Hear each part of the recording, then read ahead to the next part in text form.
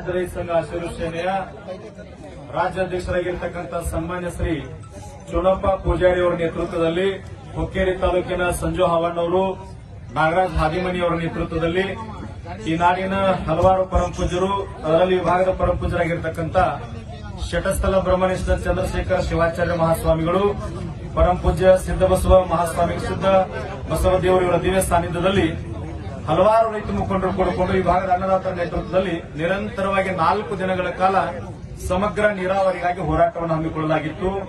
4 ದಿನಗಳಲ್ಲಿ ಈ ಭಾಗದ ಕೆಲವು ರಾಜಕೀಯ ಮುಖಂಡರು ಸ್ಪಂದನೆಯನ್ನು ಮಾಡಿದರು. ಅದೇ ರೀತಿಯಾಗಿ ಇವತ್ತು ಸರ್ಕಾರ ನಮಗ ಗೌರವವನ್ನು ಕೊಟ್ಟು ಮುಖ್ಯ ಎಂಡಿ ಅವರನ್ನ ಕಳಿಸಿಕೊಟ್ಟು ಚರ್ಚೆಯನ್ನ ಮಾಡಿ ಅದರ ಸಮಸ್ಯೆ ಬಗೆಹರಿಸ್ತೀನಿ ಅಂತ ಅಧಿಕಾರಿಯನ್ನು ಕಳಿಸಿಕೊಟ್ಟಿದ್ರು.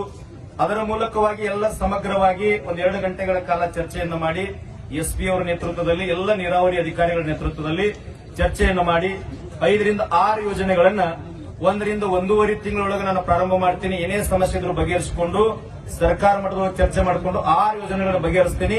ಮಲ್ಲಿಕಾರ್ಜುನ್ ಏತ್ ನೀರಾವರಿ ಇನ್ನು ಯಾವ ಗಂಭೀರ ಅದಾವ ಆ ಎಲ್ಲ ಗಂಭೀರ ಸಮಸ್ಯೆಗಳನ್ನ ನೀರಾವರಿ ಯೋಜನೆಗಳನ್ನ ಚರ್ಚೆ ಮಾಡ್ಲಿಕ್ಕೆ 10-15 ದಿನಗಳೊಳಗ ನೀರಾವರಿ ಸಚಿವರಾಗಿರ್ತಕ್ಕಂಥ ಸನ್ಮಾನ್ಯ ಶ್ರೀ ಡಿ.ಕೆ. ಶಿವಕುಮಾರ್ ಅವರ ಜೊತೆಯಲ್ಲಿ ಈ ಭಾಗದ ಶಾಸಕರು, ಸಚಿವರ ಆದಿಯಾಗಿ ಎಲ್ಲರ ನೇತೃತ್ವದಲ್ಲಿ, ಪರಮಪೂಜ್ಯರ ನೇತೃತ್ವದಲ್ಲಿ, ಅಧ್ಯಕ್ಷರ ನೇತೃತ್ವದಲ್ಲಿ ಒಂದು ನಿಯೋಗವನ್ನು ಕರ್ಕೊಂಡು ಬರೀ ಭೇಟಿ ಮಾಡಿಸ್ತೀನಿ. ಅದನ್ನೂ ಕೂಡ ಸರ್ಕಾರ ಮಟ್ಟದಲ್ಲಿ ಗಂಭೀರವಾಗಿ ಚರ್ಚೆ ಮಾಡ್ತೀನಿ ಅಂತ ಹೇಳಿದ್ರು.